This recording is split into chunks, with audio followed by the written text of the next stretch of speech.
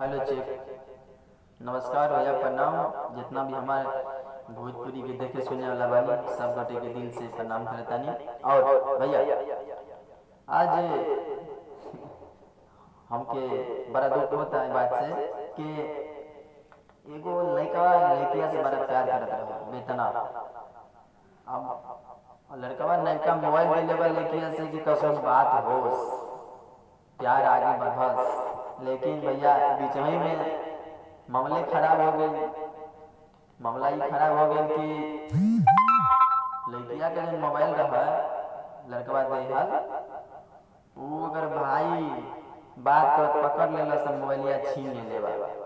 अब का करिए भैया, यहाँ लड़कवा के बात नहीं क्यों होता, दिमाग ओकर छटर पटर कइले बा हने हने हने हने करता कि कैसे बात होई। हां अब हमने लड़की बेचारी को कॉल नहीं है, ओ है अगना हो जाना है गली कुछ में रोडवा पे जाता। अब का करी, एकदम बिछौना पे चटर पटर कइले बा।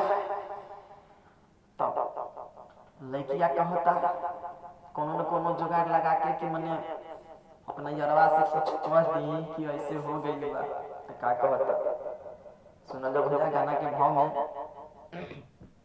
कहता सुन रे यरबा हमारे है गो बात रे। सुन रे यरबा हमारे है गो बात रे, परल या फतरा में हमर है परान रे। सुन रे यरबा हमारे है गो बात रे, परल या फतरा में हमर परान रे। नैका मोबाइल तोहर दिहल पकड़ाई बा, नैका मोबाइल तोहर दिहल पकड़ाई बा।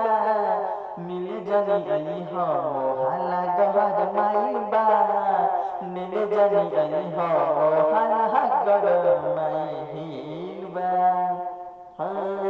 कैला भारी गलती मुन्ना मोहित के बता के, दिल चिन्हाई हमर फोटो देखा के। ए हो यार कैला भारी गलती मुन्ना मोहित के बता के, दिल चिन्हाई हमर फोटो देखा के। मार दी हजार से हमर भाई खिसियाई बा, मार दी हजार से हमर भाई खिसियाई बा। मिले जनी आई हो मोहल्ला गहर माइल बा, मिले जनी आई हो रे टोला गहर माइल बा।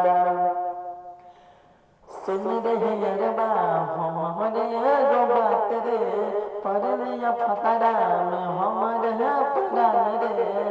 नैका मोबाइल तोहर दिहल पकड़ाई बा, नैका मोबाइल तोहर दिहल पकड़ाई बा। मिले जनी आई हो मोहल्ला गहर माइल बा, मिले जनी आई हो मोहल्ला गहर माइल बा। तो भैया अब लड़किया जब बता देलस यरवा से कि भैया मिले जनी आई हो मोहल्ला गहर माइल बा, अब भाई हमर तमसाइल बा मार दिहन जान से गोली, ऐसे मिले मत आई हो मोहल्ला गहर माइल बा। अब लइकवा का करस बेचारा मजबूर बा, तो छटर पटर कइले बा, का करी।